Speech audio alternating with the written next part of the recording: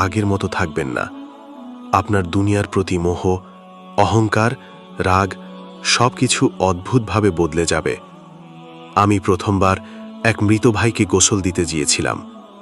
যখন কাপড় সরিয়ে তার নিথর শরীরটা দেখলাম, ঠান্ডা, একদম নিস্তব্ধ। মনে হচ্ছিল সে শুধু ঘুমিয়ে আছে।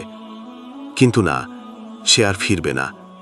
তার মুখে আর কোনো হাসি নেই, চোখ দুটি বন্ধ, একটুও নড়ে না। যার সাথে হয়তো কিছুদিন আগেও কথা বলেছি, হাঁটতে দেখেছি, আজ সে কবরের সফরের জন্য প্রস্তুত।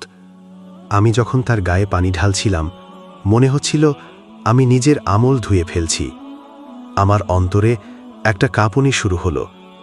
আমি ভাবছিলাম, কাল আমিও এভাবে পড়ে থাকব। আমার দেহটাও কেউ এভাবে পানি দিয়ে ধুয়ে দেবে। আমার শরীরেও কেউ আতর লাগাবে। আমাকেও সাদা কাপড়ে জড়িয়ে কবরের অন্ধকারে শুইয়ে রেখে চলে যাবে।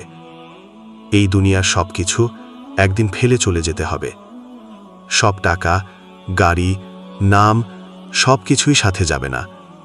যদি কিছু যায়, তা হলো আমার আমল আর আমার তাওবা।